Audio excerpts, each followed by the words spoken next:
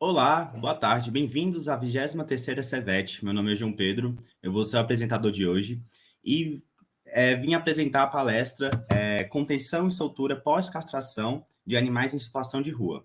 Ela vai ser feita pela professora Renata Queiroz de Mello. Ela é médica veterinária formada na Universidade de Brasília em 2002, atua na Clínica e Cirurgia de Pequenos Animais em clínicas privadas, hoje é sócia da Casinha Clínica Veterinária. Atua desde 2002 em ações de controle populacional de animais de rua e de tutores de baixa renda. Queria também agradecer aos apoiadores, a LabCare, Exoct Live, Ouro Fino, Scan e Estupato. Antes de começar a palestra, eu queria dar alguns informes iniciais.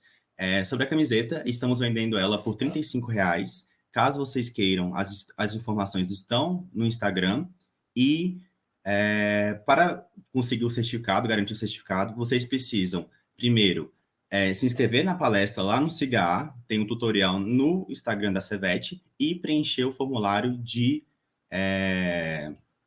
presença que a gente vai soltar no chat no final da palestra. Após a palestra, iremos fazer um tempo para responder perguntas. Renata, vou colocá-la aqui agora. Oi, Renata, tudo bom?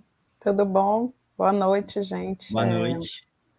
É um prazer para mim falar para vocês, né? Eu que sou veterana naça de vocês, né? Que eu sou da primeira turma que formou aí.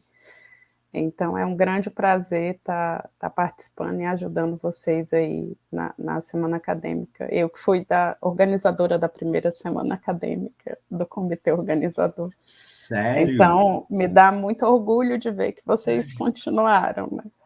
Então, vamos lá. O tema que a gente vai falar vou compartilhar aqui minha tela para a gente poder começar, tá? Vocês estão vendo? Tá ok? Sim? Tá sim, dá para ver sim. Então, tá jóia. Então, o tema que a gente vai falar hoje é sobre contenção e soltura pós-castração de animais em situação de rua, né? O SED foi uma situação que eu comecei a me familiarizar já na UNB. A gente tinha um projeto de extensão que chamava Projeto Meu Vira-Lata, que era feito com o apoio dos professores e dos veterinários do hospital. Desde o início, assim, me compadecia demais a situação de animais em situação de rua e animais de população carente. Então, a gente começou a viabilizar essas castrações de baixo custo, né, dentro do contexto do hospital veterinário.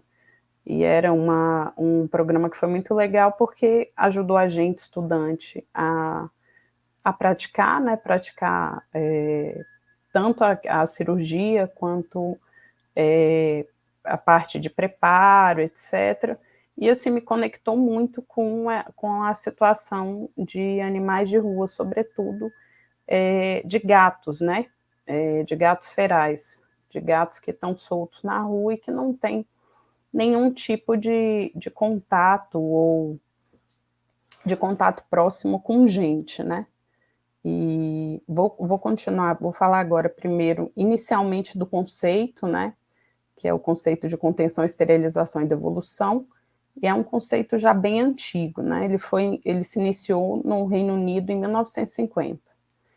E a gente fala mais de gato porque os cães têm um perfil mais gregário, né? São animais que eles acabam se aproximando dos humanos e tal.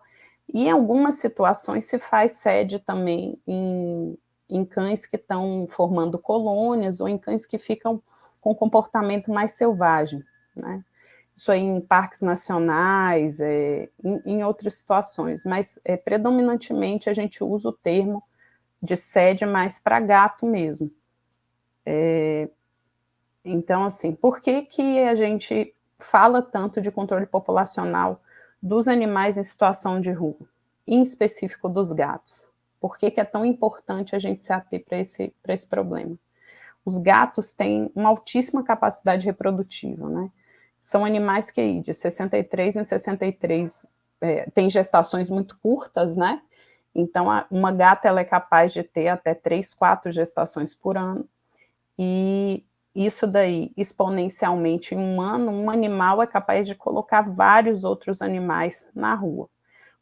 Nos gatos é muito importante, para o contato com o humano, que a mãe seja um animal dócil, de modo que filhotes que nascem em situações de rua, dificilmente, a não ser que a mãe seja dócil e tenha contato com humanos, os gatinhos ficam muito bravos e a gente vai criando uma grande população de animais ferais, né? De animais ferais ou aqueles que estão na transição, eles se alimentam ali de restos ou são alimentados pelas pessoas, mas não são gatos adotáveis, digamos, né? Esses animais acabam tendo uma baixíssima qualidade de vida, né? Eles estão sujeitos às retroviroses, a muitas doenças, a situações ambientais adversas. Então, se tem uma baixa qualidade de vida desses animais. A gente fala também do controle populacional de animais de população vulnerável, né? Porque, assim, muita gente tem animal e não tem condição de fazer a esterilização. Então, eu insiro aí no tema da sede, eu insiro também o controle populacional de animais de pessoas em situação de dificuldade financeira, porque se você for pensar uma pessoa que ganha um salário mínimo, ela não tem condição de pagar o que a gente cobra numa situação normal de um SH, uma orquiectomia na clínica, né? Outra coisa muito importante da gente observar, por que a gente deve controlar a população desses animais, é que muitas doenças, muitas zoonoses são veiculadas através do contato com animais. E os gatos ferais podem veicular várias dessas zoonoses, né?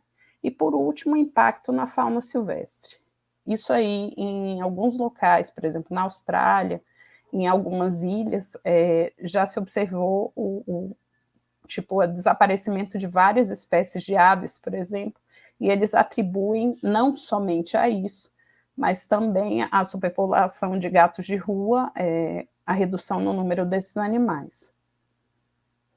Quais são as características dos felinos que fazem com que eles sejam muito prolíficos, né? As gatas, elas são poliéstricas estacionais, então elas têm vários cios em estações determinadas do ano. Gatas que estão em ambiente favorável, junto com outras gatas, né? Elas podem entrar no cio muito precocemente. Tem gata que com 5 meses já está no cio. E aí você associa a isso um período gestacional muito curto, um período de cuidado materno curto. As mães amamentam os filhotes por 2, 3 meses, e aí sucessivamente vão emprenhando novamente, parindo novamente. É um número absurdo de animais em um ano de uma fêmea, por exemplo, né? Outra coisa que a gente tem que pensar quando a gente fala na questão da característica reprodutiva, que é muito importante na transmissão de doenças entre os gatos, é o comportamento sexual. Os gatos, os machos, eles têm um comportamento muito agressivo com outros machos nos períodos de acasalamento e demarcação territorial. Então, esses gatos que estão soltos na rua, os gatos ferais, eles estão muito predispostos ao contágio de imunodeficiência felina e leucemia felina, né? E por conta dessa alta taxa reprodutiva, você vai ter sempre uma alta taxa de reposição de animais. Então, você sempre vai ter um número maior de animais nascendo do que animais morrendo. Então, você vai formando grandes colônias. Nas cidades, você tem muita disponibilidade de lixo, né? Esses animais aprendem a caçar, eles roubam comida. Então, eles vão se tornando, abre aspas, fecha aspas, um problema, né? Quando a gente está falando do abandono de animais na rua, porque aí não tem só aqueles gatos que são já ferais, né, que nascem nessa situação. A gente tem aquela situação da pessoa que não tem condição de castrar o gato, e aí o gato fica semi-domiciliado, ele fica andando na rua e essa gata emprenha, e a pessoa doa para o vizinho, e esse vizinho não castra, e assim vai. E essa questão está muito relacionada com a qualidade, com quanto as pessoas ganham, né? Com a capacidade das pessoas pagarem a cirurgia de castração. A gente tem também questões sociais e culturais, né? Muitas pessoas de baixa renda ainda têm aquele preconceito com castração, sobretudo de animais machos. E as pessoas que deixam esses animais ter acesso externo, normalmente são mais avessas à castração, tá? Para a contracepção, a gente pode utilizar métodos cirúrgicos e não cirúrgicos, né? Falando agora da questão de zoonoses. Por que é importante a gente fazer o controle populacional do ponto de vista de zoonoses, né? Eu vou falar aí brevemente de algumas zoonoses nas quais os gatos estão envolvidos no contágio, né? Inicialmente, toxo, o gato é o hospedeiro definitivo do toxoplasma, e no que ele está implicado na cadeia da transmissão da toxoplasmose, né? O gato de rua, ele ingere, né, através da caça, o oocisto, e ele elimina o oocisto, ele ingere os cistos teciduais através da caça, né, de aves, de roedores, de insetos, e aí ele vai fazer o ciclo intestinal, vai liberar oocistos, esses oocistos vão esporular e eles têm alta resistência ambiental, tá? Esses oocistos vão contaminar alimentos, né? O gato, a gente sabe que eles têm o hábito de defecar e enterrar, e ele não escolhe o lugar que ele vai enterrar o cocô.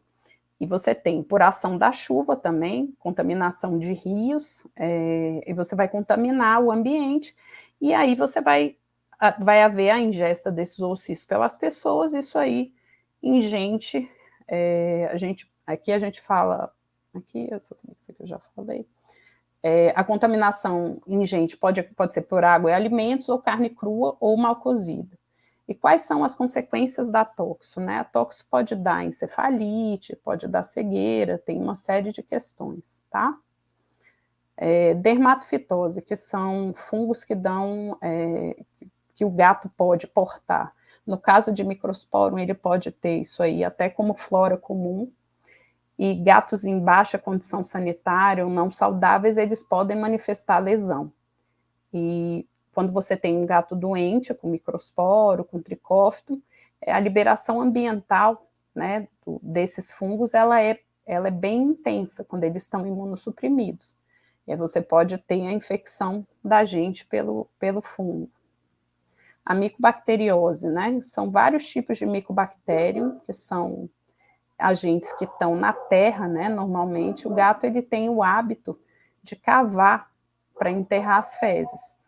E normalmente a transmissão ela acontece via arranhadura, tanto de gato a gato quanto do gato com a gente. Então, gatos ferais, em contatos eventuais com pessoas ou outros animais, podem transmitir micobacteriose, tá?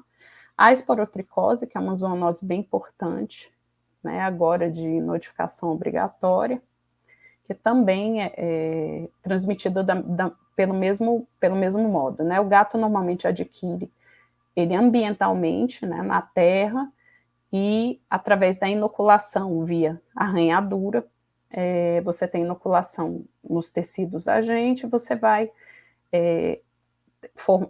haver a formação de nódulos, esses nódulos podem ficar ulcerados, a infecção pode ficar localizada nos gânglios ou pode ser disseminada, né? O diagnóstico é feito por citologia, né, dos gânglios, ou cultura fúngica.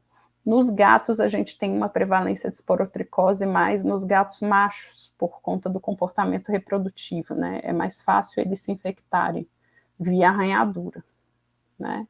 É uma zoonose bem importante em algumas regiões do Brasil, no Rio de Janeiro é bem endêmico. Aqui em Brasília, já teve alguns casos que a gente suspeitou, mas assim, eu particularmente não fechei diagnóstico. A raiva, né, que todo mundo conhece, que é uma doença de origem viral, ela pode ser veiculada pelo cão, pelo gato, morcego, a gente pode ter raiva em herbívoro também, mas onde é que o gato entra como um potencial transmissor? a gente tem, o gato ele tem o hábito de caça, né? E o morcego, quando ele está infectado pelo vírus da raiva, ele fica com paralisia de asas e o voo fica desconexo. Então, a gente tem uma facilidade do gato capturar esse morcego. E aí, esse animal que desenvolve doença, ele pode veicular através da saliva, né? Normalmente mordida e só a presença da saliva, se o gato lambe as patas, ele pode veicular isso via arranhadura também. É uma doença muito, muito grave, né? Tem uma letalidade muito alta e é caracterizada pela encefalite grave. A doença da arranhadura do gato, essa daí eu já tive, né?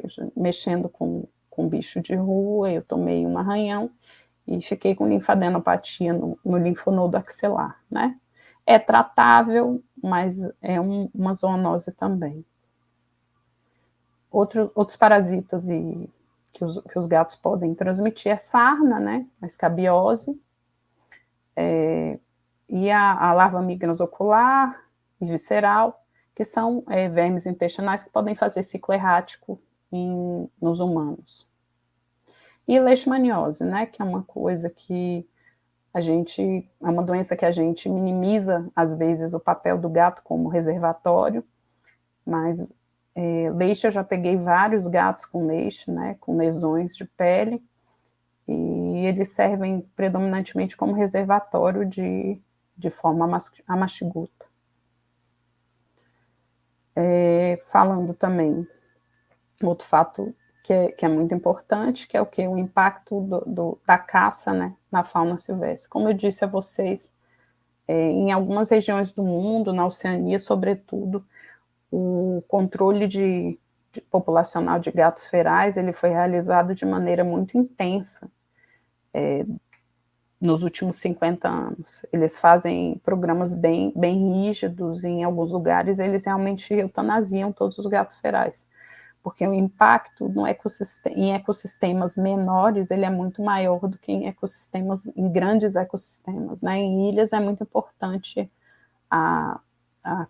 o impacto que eles geram com a caça é muito importante. E em áreas periurbanas, né, que os gatos normalmente eles estão em locais que eles conseguem obter alimento com facilidade, né, catar lixo, eles normalmente caçam também para complementar a alimentação.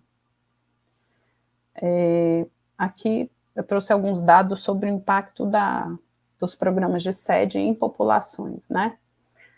Uma coisa é fato, um programa de sede ele não produz um efeito imediato, né? Para você ter um bom efeito, você vai ter que realizar programas de longa duração.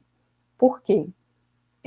Você vai castrando os animais, e até você conseguir castrar todos aqueles animais, você ainda está tendo uma reposição muito grande. A gente já comentou sobre a capacidade reprodutiva das gatas, né? As gatas se procriam muito rápido, tem ciclos sequenciais, e nas colônias você normalmente tem mais reposição do que morte, né?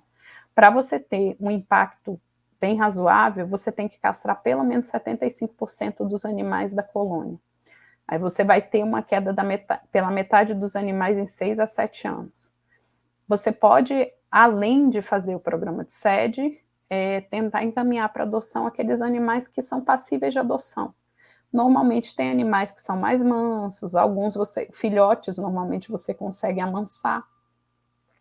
E que eu acho que é uma coisa que a gente tem que sempre estar pensando, que é tentar viabilizar a castração para aqueles animais que estão semidomiciliados e aqueles animais, sobretudo, de população carente, porque esse público ele não é atendido pelo serviço veterinário convencional, né?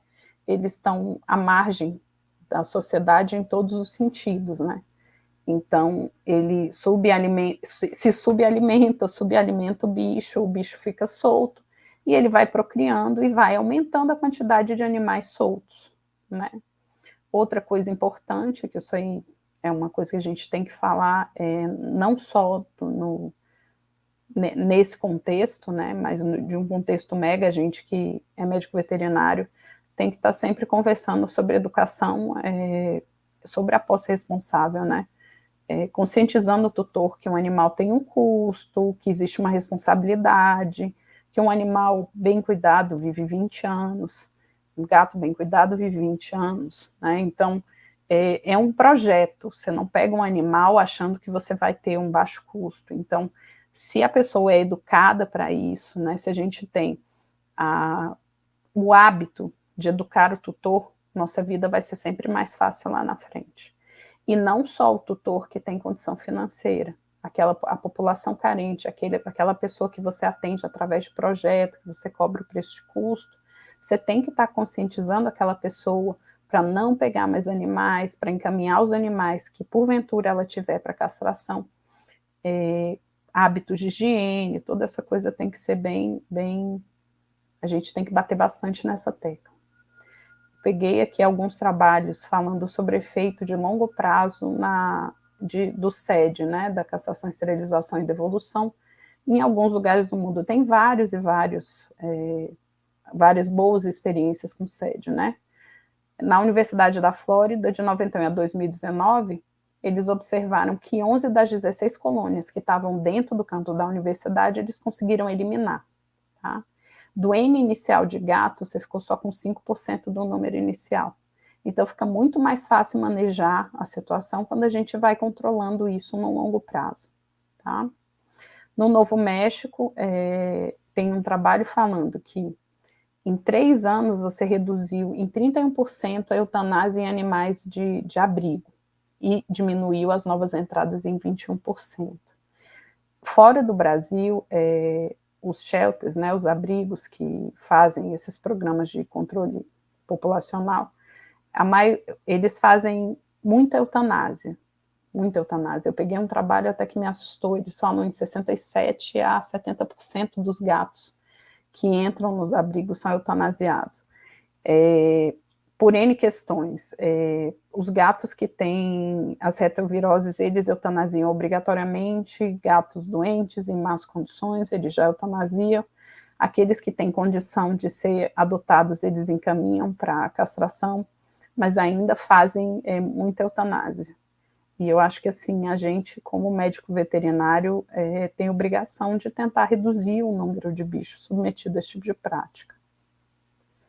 Então, indo meio que para a parte prática da coisa agora, como que a gente procede para implantar um programa de SED? A gente tem que pensar todas as etapas do processo, né? Pensando que você está mexendo com animais que não são de manejo simples, a gente pode utilizar técnicas de captura, tanto mecânica quanto química, né? Mecânica, sobretudo, esse tipo de armadilha que tem aí na foto, né, que muita gente chama de gatoeira, né, eu prefiro chamar de armadilha. Normalmente a gente coloca alguma coisa bem apetitosa dentro, carne, e eles entram. Eu, particularmente, tento alimentar os animais durante algum tempo, e aí de um dia para o outro eu deixo eles sem comer, e aí a gente procede à captura. Outra técnica que funciona bem, isso aí a gente fez no controle de uma colônia que tem lá na Sociedade Hípica de Brasília, né? Já ajudei em processos de controle de colônias em vários lugares aqui. Lá a gente fazia a contenção mista, a gente colocava sedativo na carne moída, e quando esses gatos ficavam semi-sedados, a gente pegava eles com essa rede que a gente chama de pulsar, tá?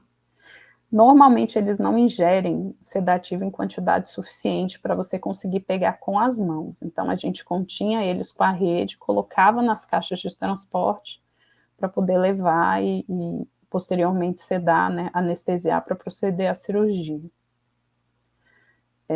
Quando a gente fala de contracepção, a gente pode usar métodos cirúrgicos e métodos não cirúrgicos, né?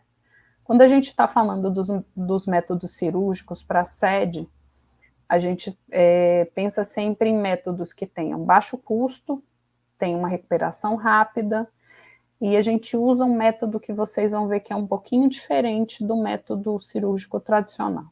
Qual é a vantagem do método cirúrgico sobre o método não cirúrgico? Ele é definitivo. Uma vez castrado, aquele animal não vai reproduzir nunca mais. Tá? Método não cirúrgico tem vários, né? Tem gente que usa progestágeno, estrógeno, Esses métodos têm como desvantagem uma série de efeitos colaterais, né? Tanto progestagem quanto estrógeno, eles predispõem o animal a piometra, né? Que é hiperplasia endometrial cística, hiperplasias mamárias horríveis, né? Com o uso de anticoncepcional, resistência à insulina, predisposição a diabéticos. Existem pesquisas já no sentido de castração química, né? Ainda não vi nada muito conclusivo, mas já tem coisas a respeito, né? E contraceptivos de longa duração. Eu vi num trabalho que eles estão pesquisando uma droga que parece que até 2 anos, né? E sem tantos efeitos colaterais. Só que num contexto de sede não vejo muita vantagem, né? Você vai ter que pegar esse animal daqui a um tempo novamente para realizar todo um processo de contenção e aplicação de medicação. Não sei o custo, né, disso. Então, assim, o custo que a gente consegue obter fazendo campanha de castração, mesmo fazendo a cirurgia com material de primeira, tudo organizado, da mesma forma que a gente faz com os animais que têm tutores, a gente consegue fazer isso em mutirões com um custo razoável. Nos Estados Unidos, a gente tem esse guideline, ele tem 2, 3 anos que ele foi lançado, depois quem quiser eu posso passar a referência, tá?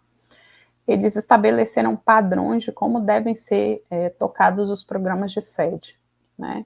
E são coisas muito importantes que a gente deve estar atento, né? Esses animais, eles estressam com muita facilidade.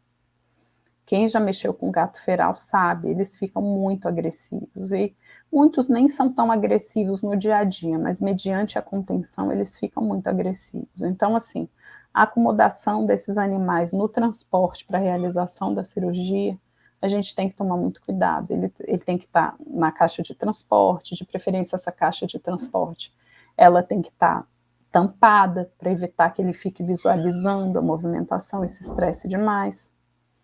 Tem que estar num ambiente ventilado, esse animal tem que estar monitorado, você não pode colocar o animal lá dentro da armadilha ou da caixa e esquecer ele lá. Outra recomendação nesse guideline é sempre proceder à vacinação antirrábica. Existem discussões, mas vacinar no dia, um animal muito estressado, mas já tem trabalhos já comprovando que a vacina, a soroconversão é positiva, há uma boa soroconversão, mesmo nesse contexto de captura, castração e soltura. Então, para um contexto macro, a gente tem que sempre pensar em vacinar esses animais, tá? Como eu já havia dito, né, redução máxima de estresse, o que a gente puder fazer para diminuir o estresse desse animal, a gente vai diminuir. Como que a gente maneja esses animais? Normalmente a gente tenta sedá-los na caixa de transporte ou na gaiola. Poucos são aqueles que a gente consegue tirar, manusear. Alguns a gente faz, inclusive, coloca isoflurano na caixa. Os muito, muito agressivos, aqueles que a gente não consegue nem conter no canto da caixa, a gente usa essa técnica, tá? Outra coisa que a gente tem que estar sempre preocupado é que na recuperação a gente tem que posicionar a cabeça desse animal esticada para a via aérea ficar pérvia, e a gente tem que se preocupar sempre com hipotermia quando a gente está falando em pós-cirúrgico, porque o gato, ele, quando ele está hipotérmico, ele vasodilata muito, então ele demora demais a acordar. Então, muitas vezes o que a gente faz é colocar o animal já dentro da caixa de transporte para devolver e colocar o colchão térmico por baixo para garantir que ele vai manter a temperatura. O jejum. Pela minha experiência, assim, esse processo da gente buscar o gato, trazer o gato, normalmente a gente já tem aí entre esse processo todo 4 horas, que para mim seria um mínimo razoável para a gente fazer a cirurgia. Um cuidado que a gente sempre tem que tomar é que quando a gente está falando de filhote, eu diria que um jejum máximo seria ali de 2, 3 horas, tá? Para eles não terem hipoglicemia no pós. A anestesia, a gente pode usar vários protocolos, tá? eu hoje tenho feito todas com anestesia inalatória, mas já fiz muito com associação de alfa-2 agonista, dissociativa e ketamina, a gente faz dexmedetomidina, ketamina e opioide para dar analgesia, tá? É importante que haja uma boa analgesia, tá? Nesse pós-imediato, e uma coisa que a gente faz com todos os animais que passam pelo procedimento de SED é uma marcação própria na orelha. A gente remove a ponta da orelha para que num próximo evento a gente não recapture o mesmo animal. A técnica cirúrgica que a gente usa, como eu disse a vocês, ela é um pouco diferente. O procedimento sempre, procedimento estéreo, então todo o material estéreo, pano de campo, tudo direitinho. Ela é minimamente invasiva, é uma técnica própria que a gente faz uma incisão bem pequena, que vai, no fim, facilitar o processo cirúrgico, né? Depois eu vou mostrar, vocês vão ver que essa cirurgia a gente não precisa de auxiliar, quem vai auxiliar a gente a posicionar as pinças, etc., vai ser a própria parede do abdômen. Nesses animais que vão ser liberados, eu faço sempre antibiótico terapia profilática, a gente faz uma dose de antibiótico, eu uso sutura intradérmica, porque a gente não tem necessidade de retirar os pontos. Particularmente, eu uso sempre para as suturas de pele e do subcutâneo, eu uso sempre fio de nylon, porque é um fio que tem baixíssimo custo, é monofilamentar, a chance de rejeição é mínima, então trabalho dessa forma há muito, muito tempo e com resultado muito legal. Aqui eu vou fazer uma breve descrição e falar alguns pontos sobre a técnica cirúrgica, depois eu vou mostrar para vocês em cadelas e gatas como que a gente faz a cirurgia em si, tá? Um ponto crucial para a gente fazer essa técnica, né, que é uma técnica com incisão mínima, é que a incisão ela não pode ser feita de qualquer forma, a gente tem que medir o ponto médio exatamente entre a cicatriz umbilical e o púbis do animal. Esse ponto que a gente vai incidir, ele vai ser o melhor ponto para que eu possa acessar tanto os ovários quanto o corpo do útero para a gente fazer a ligadura, tá? Importante realizar uma mínima divulsão tecidual, porque quanto mais divulsão tecidual eu realizo ali para achar a linha alba, mais trauma cirúrgico eu tenho, tá? Em gatas, normalmente a incisão da gente vai aí de 1 centímetro a 2 centímetros, em cadelas, mais ou menos 3 a 4 centímetros no máximo, tá? A gente usa um ganchozinho que chama gancho de Snook. Esse gancho a gente vai utilizar ele para acessar o útero. E aí a gente vai puxando o útero para acessar o ovário. Uma diferença da técnica tradicional que vocês vão ver é que a gente usa um número menor de pinças e a gente realiza as ligaduras depois de ter cortado. Eu vou mostrar isso aí para vocês, que é mais fácil explicar, vocês vendo as figuras, as fotos passo a passo. E faço também, como eu disse, sutura intradérmica para evitar de ficar qualquer tipo de fio para fora. Vocês vão ver que quando a gente termina, o animal já está pronto, pronto, óbvio que vai ter que acordar e tal, mas ele pode ser solto sem nenhum problema. Aí tá uma foto do gancho. Essa aqui, essa sequência de fotos a gente fez uma cadela, tá? Para mostrar para vocês a técnica. Aí na segunda foto aqui, vocês podem ver o umbigo e o púbis, né? Mostrando aí a linha de incisão, tá? A incisão, como eu disse a vocês, tentar divulsionar o mínimo possível. Aqui na foto da esquerda, né, a gente fazendo a exposição do ovário. Aqui, como vocês podem ver na foto da esquerda, a gente, quando vai fazer na técnica cirúrgica, é recomendado sempre que a gente use 3 pinças, né? Deixe 2 distais e uma proximal ao ovário. Nessa técnica, eu uso menos pinça, a gente tem menos espaço para trabalhar. Isso quer dizer que eu tenho menos cuidado? Não, quer dizer que eu tenho mais cuidado ainda. Então, as minhas ligaduras, elas têm que ser muito cuidadosas, né? A gente faz a transfixação do pedículo ovariano, tá? Depois que você terminar a transfixação, você averigua sempre se sua transfixação, se sua ligadura está firme, não está pegando parede, e você solta o pedículo ovariano, faz isso. Aqui a gente já na foto da direita puxando ali o outro ovário, tá vendo? Em cadelas é importante você fazer com o dedo a ruptura do ligamento ovariano, porque você não vai conseguir uma exposição ovariana tão legal quanto você consegue nas gatas sem fazer essa ruptura. Eu diria que a curva do aprendizado na cadela ela é um pouquinho mais difícil, mas depois fica super fácil, tá? Aqui na figura da direita, você tá vendo aí, aqui a gente com o ovário, né, o ovário na mão. Nessa próxima foto a gente já realizou as duas ligaduras, né, já tá soltando também o ovário esquerdo. E aí a gente vai clampear aí o colo do útero, né? Aí vocês podem ver as 3 pinças, a gente corta entre a segunda e a terceira, né? Faz a transfixação. Normalmente eu faço ligadura simples e transfixo. Sempre, sempre, sempre recubram o colo uterino com o cotuterino com aumento, tá? Para evitar aderência. Aí, no plano de parede, eu sempre faço sulta, né? O X, faço interrompido, e o restante faço tudo sutura contínua. Aí, na última foto da direita, vocês podem ver já o resultado final da sutura intradérmica. Aqui, eu vou passar rapidamente para vocês a sequência de uma castração de uma gata.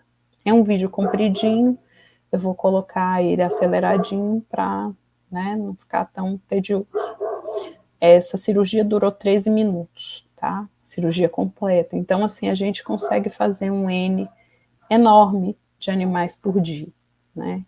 Eu já fiz até 42 animais num dia só, entre cadelas e gatas. Então, a gente consegue, quando a gente tem organização, a gente tem uma equipe auxiliar boa, e um anestesista, uma equipe de anestesia, a gente consegue fazer isso bem direitinho.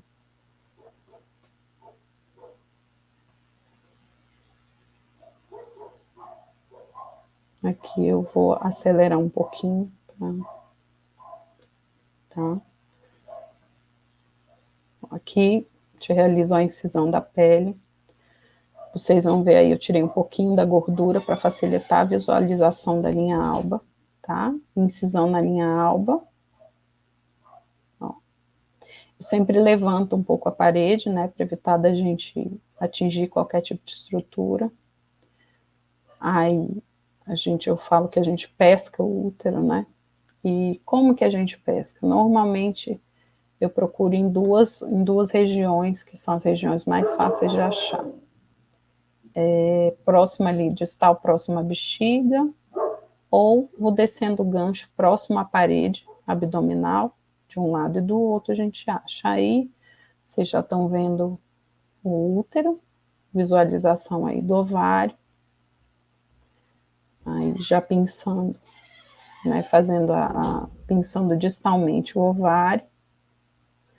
Ali a Camila, nossa anestesista, instilou lidocaína. Aqui agora vocês vão ver a ligadura. Normalmente nos pedículos ovarianos eu transfixo elas com fio, né? Faço uma ligadura bem segura. Você tem que realmente ter certeza de que sua ligadura está bem feita, está firme. Aí vocês vão ver a execução da transfixação.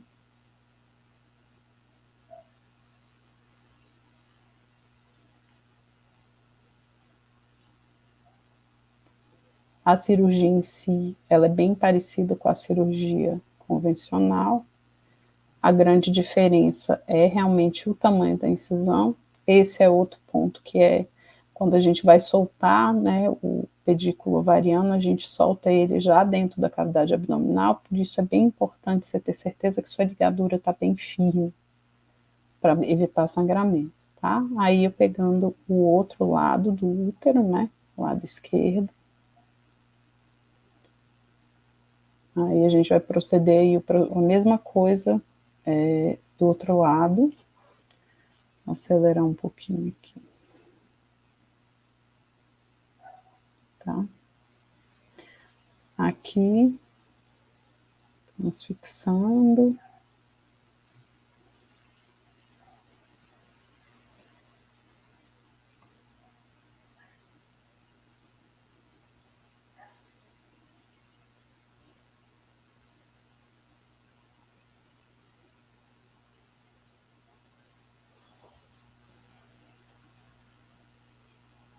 Tô colocando rápido para não ficar muito monótono.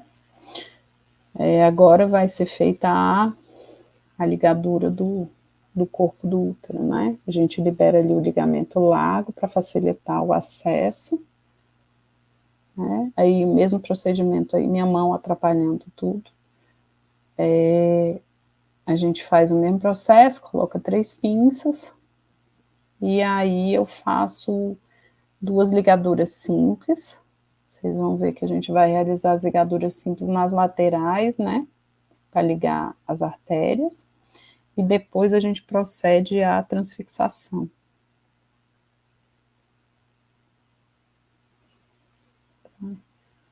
Vou passar esse pedaço aqui.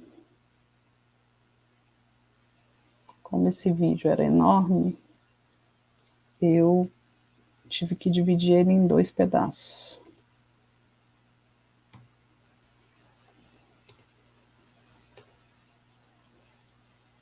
Aqui vocês já vão ver já a continuação, tá, do processo. Aqui a gente já transfixando o colo do útero.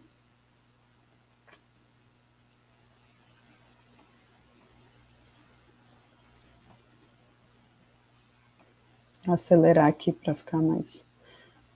Aí foi feita uma ligadura, como eu disse. A ligadura dos vasos, depois vocês vão ver a transfixação, aí já a transfixação, na verdade, eu tinha feito a ligadura do outro lado. E aí, normalmente, eu já procedo à aumentalização já utilizando o mesmo fio. Então, a gente já pega ali um pedacinho de aumento, né? Já coloca ele grudadinho ali no coto, para evitar que esse coto uterino tenha cole na bexiga ou em alça intestinal. Aí, feito esse procedimento, a gente vai liberar tudo lá dentro. Vocês podem ver que a incisão é bem pequenininha, tá? A gente vai fazer a sutura da parede abdominal. Aí você vai fazer um plano de sutura de parede, depois subcutâneo e depois a sutura intradérmica. Vou acelerar aqui um pouco, porque eu acho que o que interessa a gente mais é, no caso, a sutura intradérmica. Aqui já aproximando o subcutâneo. Tá? Aí fazendo a sutura intradérmica, né? A sutura intradérmica é como se a gente fizesse um cushing, uma sutura cushing, só que a gente faz pegando na derme ali. Tá? O legal é que fica com um acabamento muito bom, mesmo se o animal lamber, né? A gente não tem uma taxa muito baixa de deiscência, né? Esse nozinho aí que eu tentei dar, porque o fio estava curto, mas tem como dar um nozinho de cirurgião que a gente embute o fio no final, que é bem bom, que não fica nenhuma ponta de fio.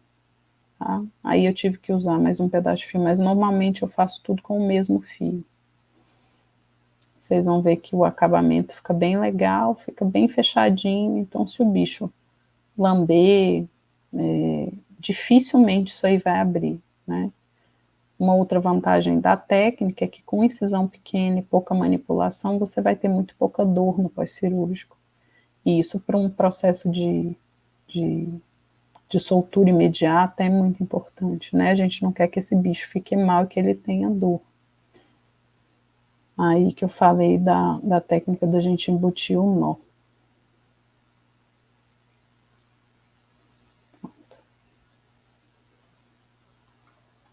Então, aí agora, passando aqui, falando aqui agora brevemente sobre a técnica que a gente usa para fazer a orquiectomia no gato, tá?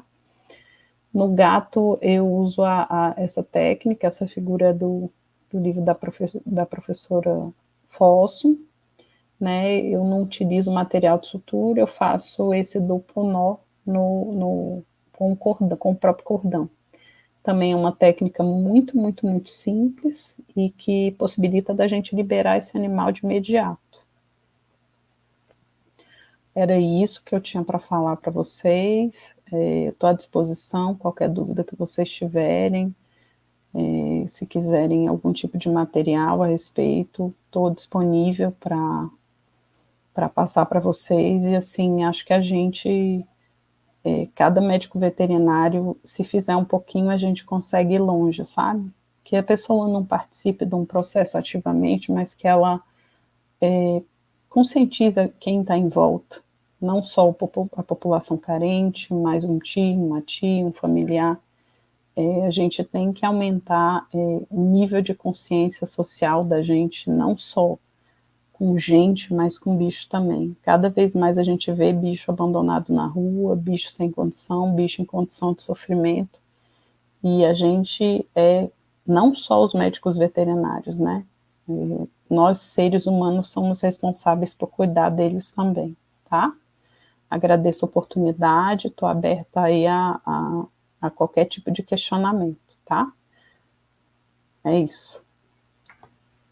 Renata, queria agradecer em nome do módulo, em nome da Servete, pela incrível palestra que você acabou de dar, uma super aula.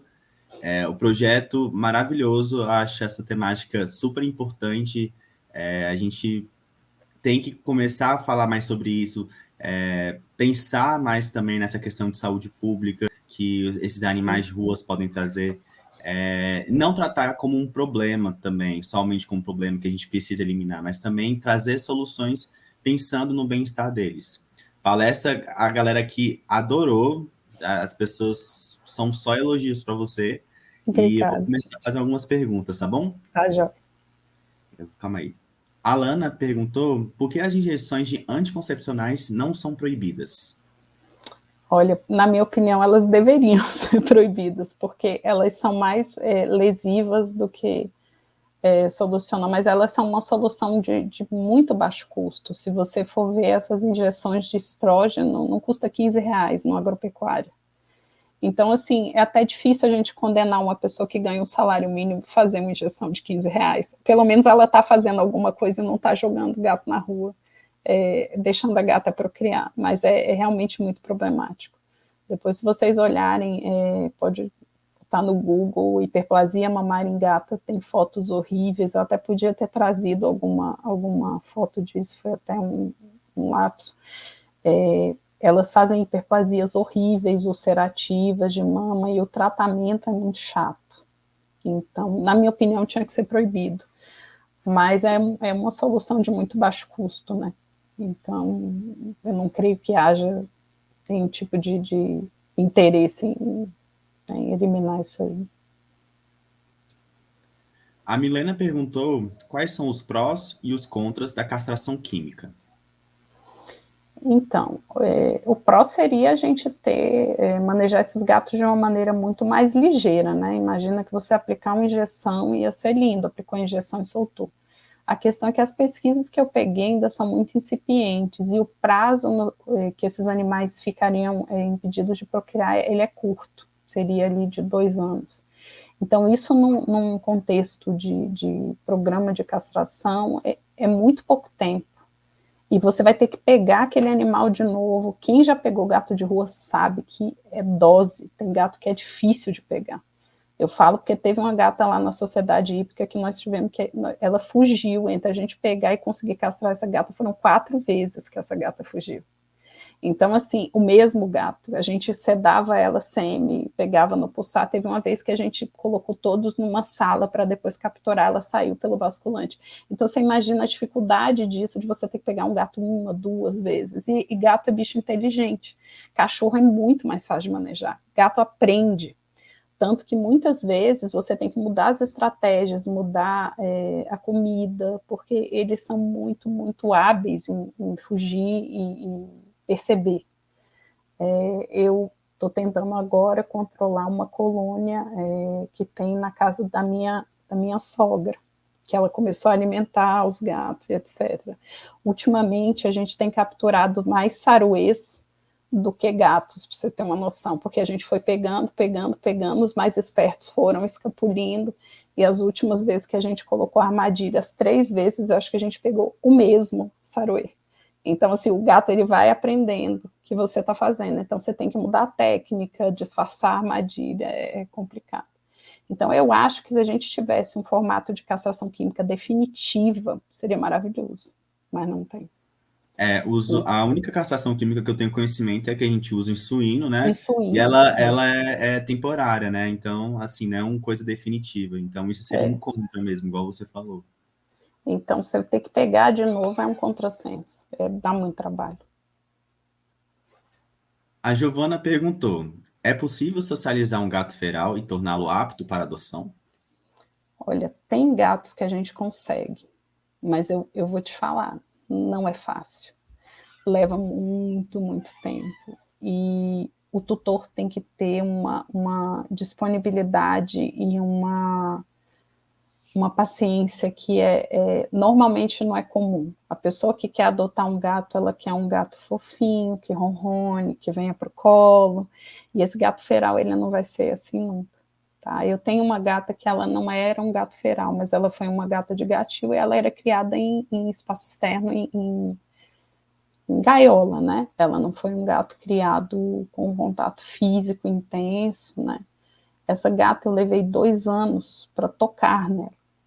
Então, não é qualquer pessoa que tem esse tipo de paciência. E o gato feral, é um processo, tem gatos que a gente consegue.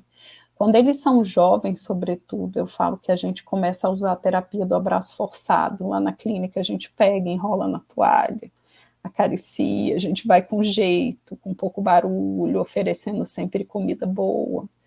Mas, assim, é difícil, tá? Eu ajudo o pessoal da SHB, que é uma ONG que trabalha há milênios aqui em Brasília com animais de rua. Hoje eles não recolhem mais animais, eles estão manejando os animais que já estão abrigados lá, né? Que essa é outra discussão, né? Recolher animal é uma solução, né? Porque, na minha opinião, não é solução. A gente normalmente não consegue dar bem-estar suficiente, deixar em condição legal. Lá no início, há 15 anos, 20 anos atrás, eles recolhiam muitos gatos ferais. Então, hoje, esses gatos são todos idosos e a gente ajuda eles, né? A gente atende eles com preço solidário. E quem trabalha comigo vê a luta que é para cuidar um gato feral. E assim, hoje a gente tem pacientes nefropatas, com gengivites horríveis, esses gatos não permitem manuseio, é muito complicado. O nível de estresse que você deixa eles, quando você prende na internação, é absurdo, é um manejo muito complicado. Então, é possível. Eu só acho que tem pouca gente disponível para adotar esse gato. Então, dentro do que a gente pode fazer, a gente tem que pegar os semidóceis, disponibilizar para adoção, e os filhotes, porque todo mundo quer gato filhote, né? É difícil você doar um gato ali de 8 meses em diante. Quem pega gato, quem está acostumado a tentar doar gato, sabe o tanto que é difícil pegar um gato adulto e doar ele. É difícil mesmo. Ainda mais se ele for preto, escama de tartaruga ou tigrado. Aí o desafio é triplo, entendeu? Que são as minhas cores favoritas. Mas eu gosto dos excluidinhos. Aqui as minhas gatas todas são de cores mais não palatáveis. geralmente os excluídos, né? Eu queria É. comentar um pouco que você falou sobre esse trabalho dos abrigos. É bem legal o trabalho que eles fazem, é um trabalho bastante importante, mas eu também acredito que é um trabalho de contenção de danos, não é um trabalho que age na causa do problema. E isso dificulta Eu acho muito. que a maior causa, assim, que infelizmente a gente, hoje, eu percebo isso, tanto porque assim, eu atendo muitos animais com leishmaniose visceral, muitos cães com leishmaniose visceral. Eu acho que assim, o governo gasta muita energia com coisa que não devia gastar e gasta muito pouca energia com programas de conscientização. As pessoas não têm noção de como se previne as coisas mais básicas, né? Então, a gente lida com situações, por exemplo, no caso da raiva, que no DF, praticamente todo ano a gente tem tido casos de raiva em cão e gato, né? Mesmo com campanha, etc., eu acho a divulgação muito pobre, né? Eu acho que a gente Sim. não tem um trabalho de divulgação macro, sabe? No caso, por exemplo, de leishmania, que é um tema nada a ver, mas assim, eu vejo que a gente não tem um estímulo de falar para o tutor que ele tem que usar um repelente, que seria, assim, para mim, a parte mais rasa não é permitir, a gente hoje, graças a Deus, a gente pode tratar os animais com leishmaniose, porque a gente até um tempo atrás a gente não podia tratar, legalmente tratar o animal com leishmania, mas eu acho que vai além disso, é conscientizar a pessoa do basiquinho, sabe, assim, do Uhum. usar o repelente, castre seu animal, não deixe seu animal ter acesso à rua, seu animal pode veicular a zoonose, então a gente está muito, muito atrasado no básico, e o que o abrigo faz, na verdade, é enxugar gelo. É. É. Uma coisa que eu também acho muito dificu... é dificultoso, tá? Tipo, de uma organização, uma campanha realizar castração solidária, né? Geralmente colocam muitas barreiras quando a gente tenta ajudar. Barreiras, de alguma forma, elas são certas, né? Porque não pode ser feito de qualquer maneira, mas algumas barreiras são bastante que atrapalham, né? Que as pessoas às vezes querem fazer esse trabalho, né? De tentar fazer essa castração solidária para tentar diminuir, fazer um controle populacional, mas geralmente a legislação, os órgãos governamentais colocam bastante barreiras, assim. Eu acredito nisso. Hoje aqui no DF a gente já tem um programa governamental, né, que é do Tem, IBRAM, verdade. e assim, e algumas pessoas que fazem isso de maneira isolada. Hoje eu confesso que eu não abro isso mais de uma maneira como foi quando eu comecei a trabalhar, porque você tem, infelizmente, no Brasil, as pessoas têm o péssimo hábito de tentar se aproveitar de tudo. Então, você propõe um processo de uma castração solidária e chega gente de Volvo para levar o gatinho para castrar. Então, assim, isso era uma coisa que me estressava muito, sabe? Eu pegar o meu tempo, né, dispor do meu trabalho, né, que é o que eu tenho para dar, e gente não honesta aparecer. Então, hoje, meu foco está em controle de colônias específicas, que eu já controlo há algum tempo, né, assim, nesses locais, e de população carente, assim. Então, a pessoa, é um cliente meu, a minha funcionária tem um gato, meu jardineiro, a pessoa que realmente não tem condição. Agora eu estou começando a castrar os animais de um núcleo rural, que é bem pobrinho ali na região de Planaltina. Então, assim, a gente vai fazendo pequenas ações, mas hoje eu não faço mais uma divulgação, eu não faço mais 50 animais num dia, né? Primeiro porque, assim, a estrutura que eu disponho, isso a gente fazia muito na faculdade, porque realmente a gente tinha condição, tinha aluno suficiente, tinha, né, um esquema que dava para fazer muita gente ao mesmo tempo. Hoje a gente faz de 5 a 10 animais por vez. Mas, assim, um que você tira já ajuda, né? Então, eu acho que se cada médico veterinário, mesmo que ele não seja capaz de operar, mas que ele seja capaz de gerar consciência, a gente já anda alguma coisa, né? Isso mesmo.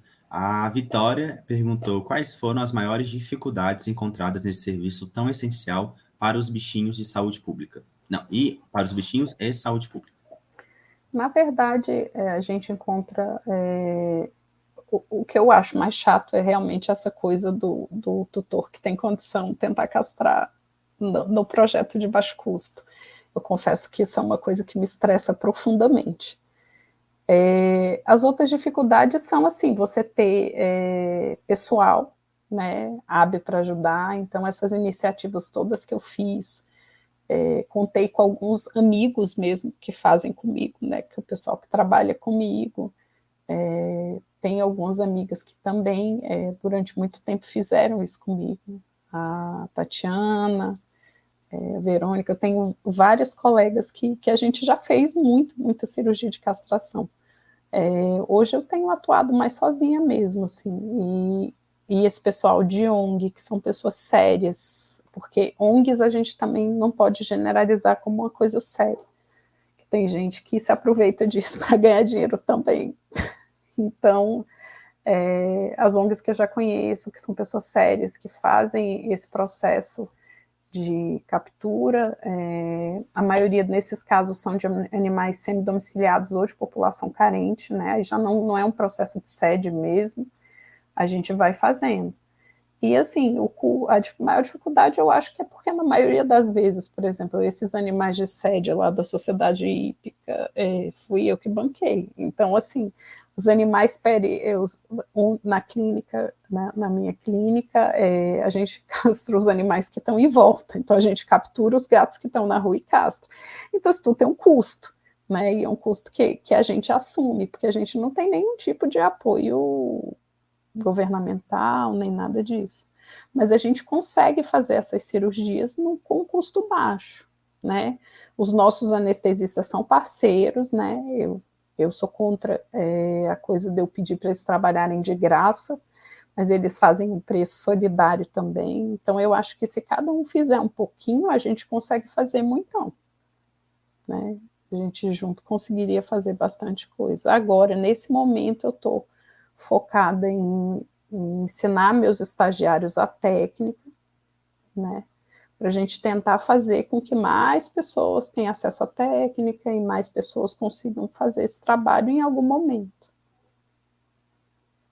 Sim, tanto que eu tenho uma amiga, estagia com você, a Bruna, né, Bogossian. A gente tem um plano pós-universidade, quando a gente se formar, da gente, sei lá, cada um ano juntar a galera e fazer esse tipo de castração solidária, porque mesmo que a gente faça poucos animais, pelo menos a gente está fazendo de alguma forma, tentando conter esse problema, né, igual você faz. Ela espelhou bastante você, entendeu? E a gente está planejando isso futuramente. Eu posso participar ajudando também, eu Ah, gosto, tomara. eu gosto. A Bruna vai participar terça-feira, a gente vai fazer uma mini campanha com esses cães desse núcleo rural para a gente começar a, assim, tanto ensinar eles a técnica cirúrgica correta, né, para fazer sede, quanto para começar a integrar eles nesse processo, né? Acho que é um processo de conscientização social também, né? É importante. A Carmela perguntou qual é o procedimento feito nas colônias se acabar capturando uma gata feral que está prenha. Então, quando elas estão prenhes de muito tempo, porque, assim, primeiro que o gato feral mesmo, você não consegue proceder a um exame clínico adequado dele acordado. Então, a maioria das vezes, quando você pega o bicho, você já sedou. Então, quando elas estão prenhes de muito pouco tempo, você não consegue ver, né? Quando elas estão prenhes de 30 dias em diante, normalmente a gente castra, mesmo assim. Porque a experiência que eu tenho de deixar a gata acordar é de morte fetal ou reabsorção. Então, é péssimo, mas uma coisa que a gente tem que lidar. Tá? Já teve gata já de estar assim, gata muito brava, da gente sedar a gata e deixá-la presa, né, acordar e não sei o quê, e depois a gente ter que fazer a cirurgia porque os fetos morreram. Mas eu te diria que, assim, a maioria, quando a gente pega gata prenha, a maioria é início de gestação. Porque as que estão já com barrigão, a gente já nem pega, né? As que estão visivelmente prenhes, né? Mas as que estão prenhes de pouco tempo, eventualmente acontece. A Luísa perguntou: são feitos algum tipo de exame antes do procedimento?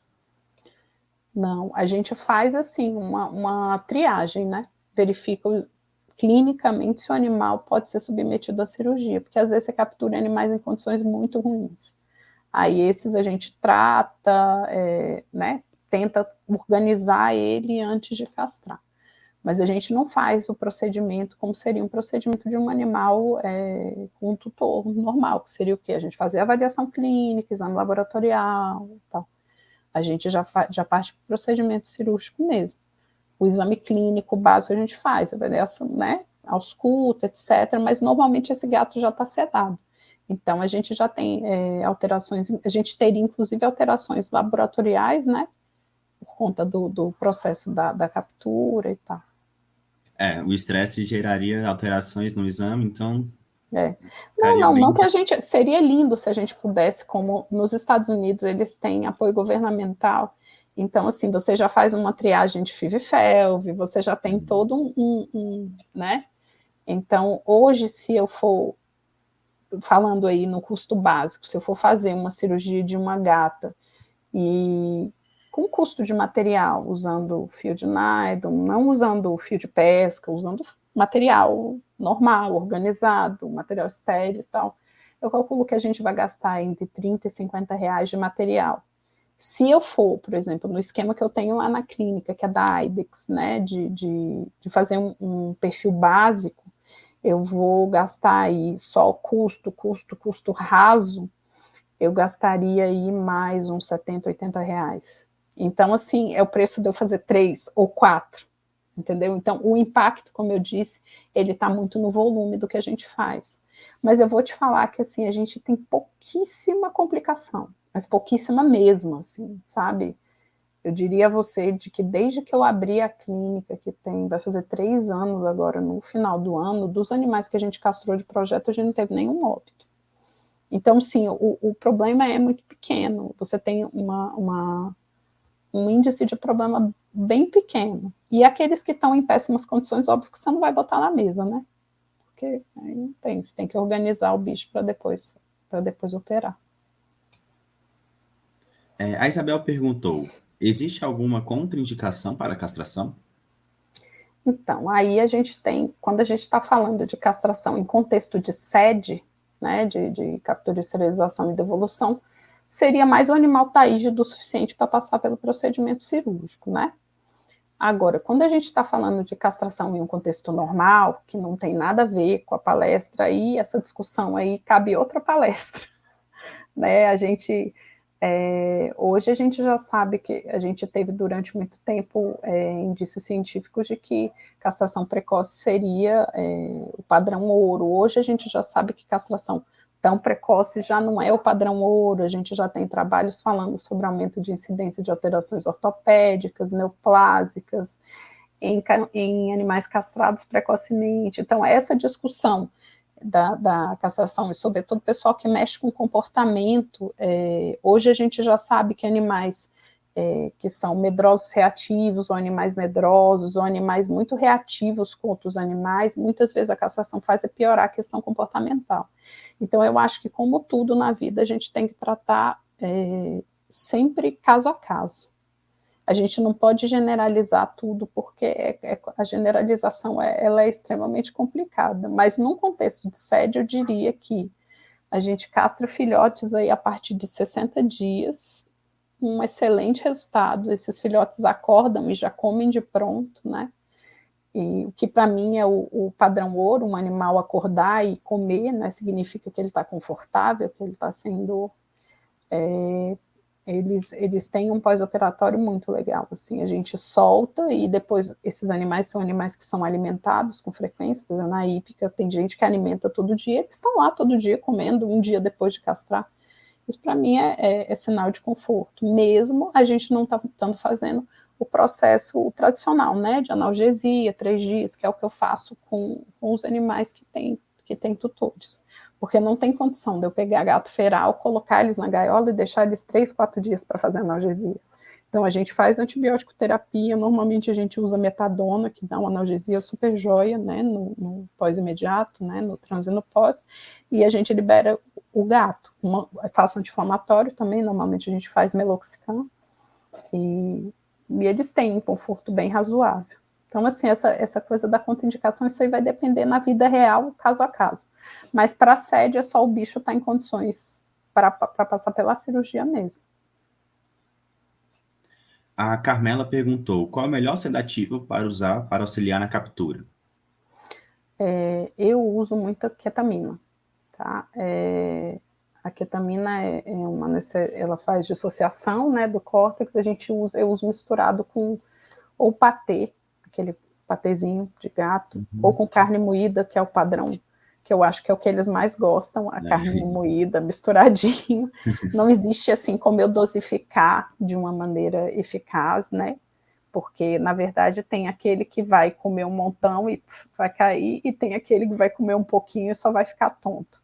Mas, normalmente, o tempo entre você dar esse alimento, o gato ficar mais mole, você colocar ele na caixa, levar ele para a clínica, é um tempo suficiente para essa medicação já ter perdido o efeito. Então, você vai poder pré-medicar ou fazer o procedimento da maneira adequada. Os meninos que trabalham lá com a gente, eles gostam muito de fazer a dexmedetomidina como medicação pré-anestésica, né? Ou é um alfa-2 agonista, e é muito legal, é de uso muito seguro, e ele confere analgesia visceral também. Então, assim, Legal. ele ajuda no resto. Então, é o que os meninos normalmente mais usam para sedar gato lá. Às vezes, em associação com ketamina, aqueles impossíveis a gente coloca na caixa e bota o isoflurano, porque tem alguns que, tipo, impossível. Sempre tem algum. Tem. A Carol perguntou: no caso de alguma complicação que precise de uma maior incisão, como fica a recuperação? O que é feito para diminuir os efeitos do pós nesses animais? Se você tem qualquer intercorrência que você precisa fazer uma incisão maior, aí normalmente eu deixo o animal pelo menos 3 dias para a gente fazer uma analgesia mais adequada. Porque a manipulação que você tem numa cirurgia de incisão maior é maior. Então você vai manipular mais, se você tem sangramento ali, você vai colocar gás, e tudo isso é trauma tecidual. Então você desencadeia o processo de estímulo doloroso e, obviamente, seu pós vai ser mais doloroso. Então, nesses casos, a gente faz assim. Mas eu falo para vocês que quando a gente faz a técnica da maneira correta, o índice de complicação no trans é muito, muito pequeno.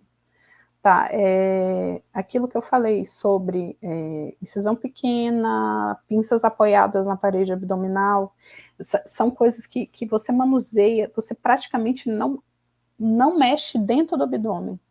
Então, isso aí, o trauma tecidual, ele é muito, muito, muito menor. Então, os bichos ficam muito menor. E isso aí eu falo a vocês porque, assim, eu não faço essa técnica somente em bicho de sede. Obviamente, eu faço todos os animais que eu castro com essa técnica. Então, assim, tem milhões de feedbacks, assim, de, o fulano castrei a fulaninha hoje, ela está pulando, descendo, subindo do sofá.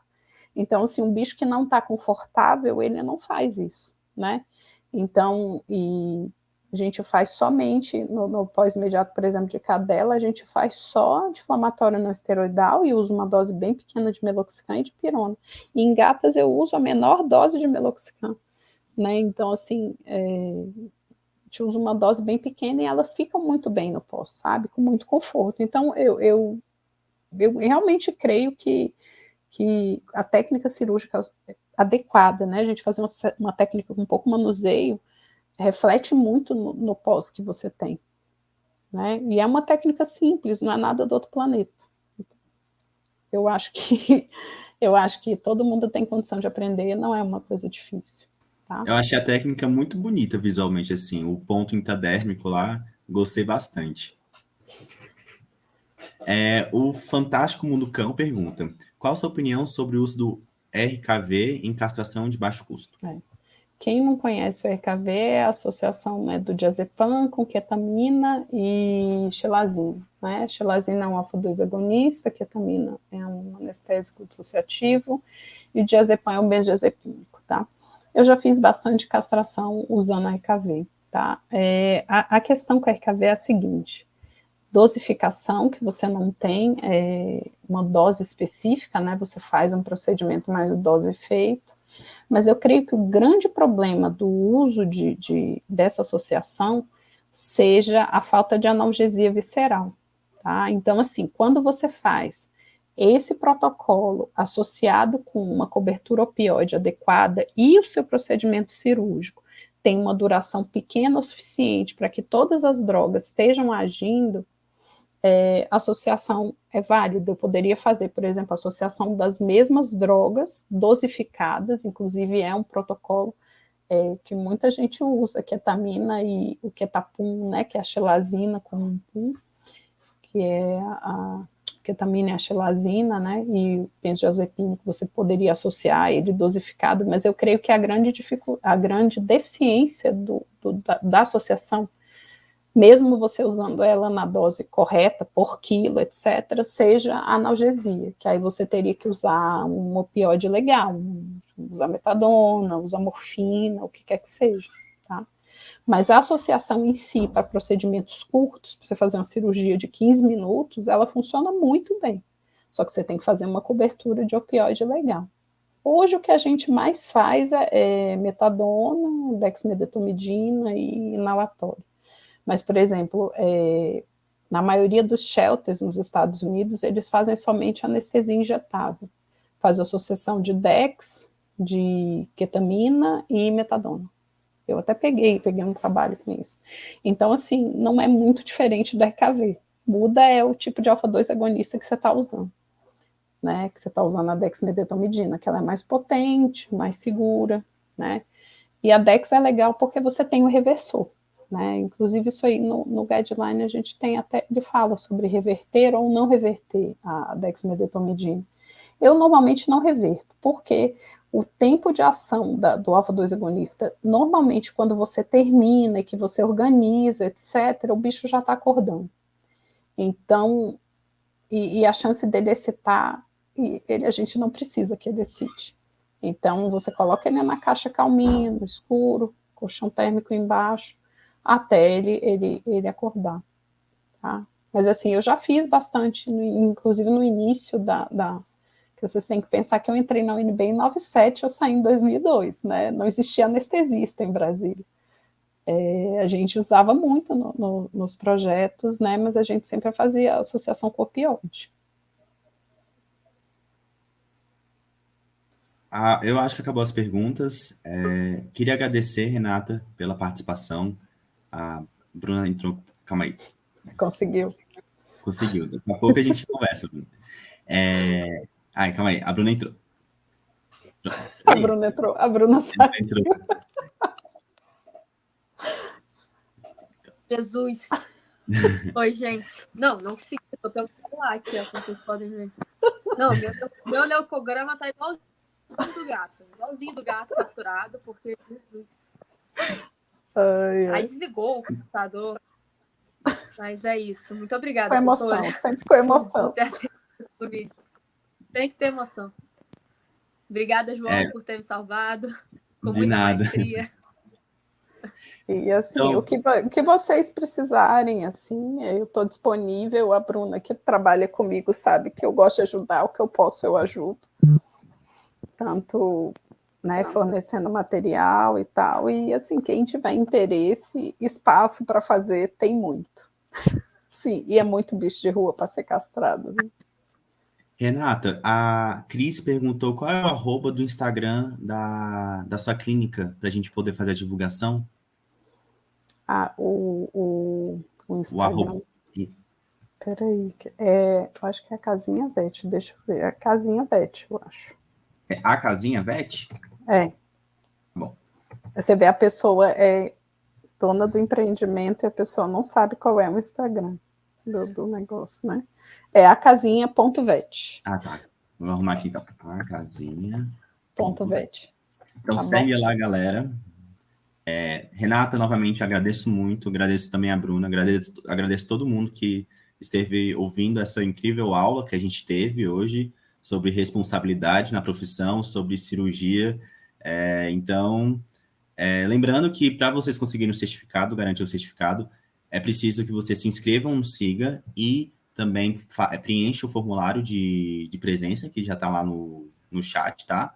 E temos a próxima palestra às 8 horas. Então, qualquer coisa, aguardam essa meia horinha, comem alguma coisa, vão no banheiro, daqui a pouco a gente tem mais palestra, tá bom?